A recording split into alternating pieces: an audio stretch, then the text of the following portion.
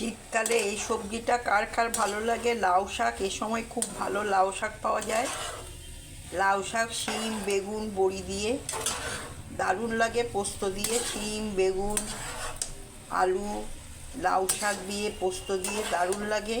আর সঙ্গে যদি বড়ি থাকে, এই যে বড়ি ভাজা দিয়ে দিলাম, দারুণ টেস্ট লাগে পোস্ত দিয়ে করলে।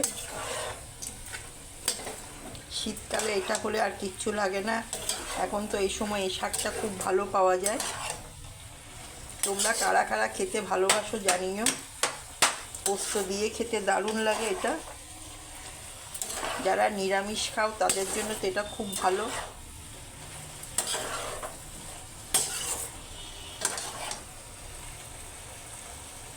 দারুণ একটা টেস্টি রান্না লাউ শাক।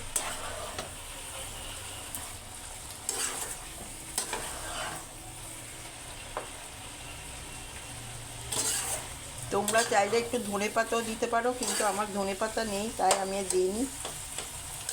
দারুণ লাগে একটু ধনেপাতা দিলে। শীতকালে যে কোনো জিনিসে একটু ধনেপাতা দিলে টেস্টটা খুব ভালো হয় আর গন্ধটাও ভালো লাগে। দারুণ একটা টেস্টি রান্না লাউ শাক।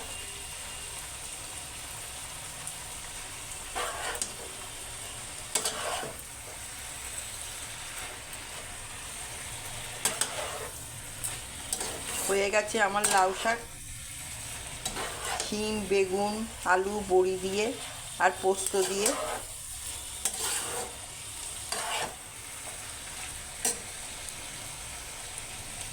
দুপুরে এই দিয়ে গরম গরম ভাত খেলে আর কিচ্ছু লাগবে না।